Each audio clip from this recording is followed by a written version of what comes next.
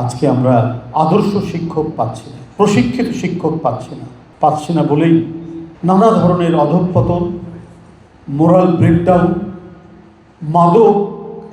মাদকের ছড়াছড়ি চারিদিকে।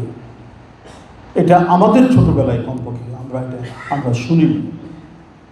আচ্ছা, যদি ওই নৈতিকতার উৎকর্ষতা থাকতো তাহলে কোনোভাবেই কোনো চক্রান্তকারীরাও চেষ্টা করুক মাদক, ফেন্সিডিল, ইয়াবা এটা প্রসার ঘটাতে পারতো না সমাজের মধ্যে।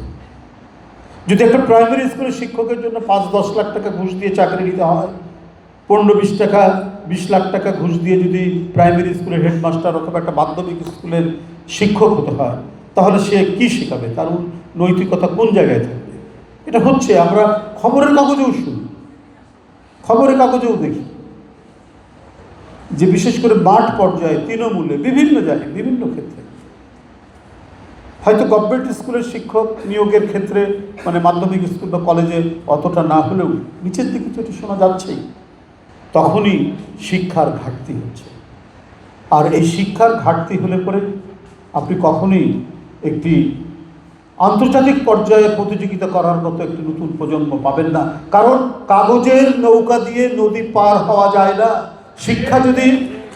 শিক্ষা যদি আপনার প্রকৃত অর্থেই, শিক্ষক যদি শিক্ষিত না হয়, শিক্ষক যদি প্রাজ্ঞ না হয়, শিক্ষক যদি অভিজ্ঞতা সম্পন্ন না হয়, শিক্ষক যদি আধুনিক প্রযুক্তির সাথে তার পরিচয় না ঘটে, তাহলে শিক্ষার্থী কখনোই আলোকিত হবে না।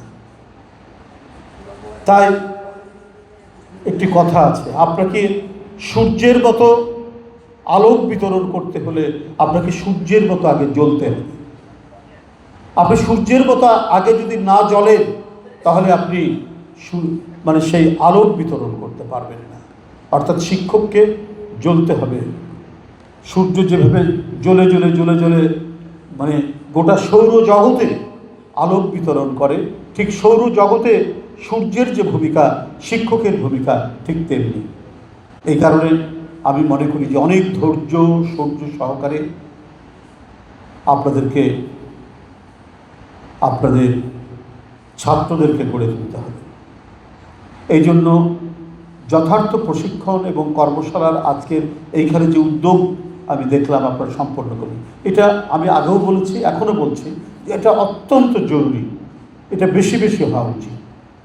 মণিপুর স্কুল আমরা শুনে এসেছি ছোটোবেলা থেকে, খুব ঐতিহ্যবাহী স্কুল, 1970 সালে যার জন্ম, এই 56-57 বছর যার বয়স হয়ে গেল, সেই বয়স থেকে আজকের এই পর্যায়ে আমি গাড়িতে আসার সময়ও আমি বলেছি, আমার গাড়িতে যারা ছিলেন, যে এই ধরনের একটি স্কুল, সেই স্কুলের জাতীয় পদক কেন দেওয়া হয় না, প্রতিষ্ঠানকে কেন পদক দেওয়া হয় না?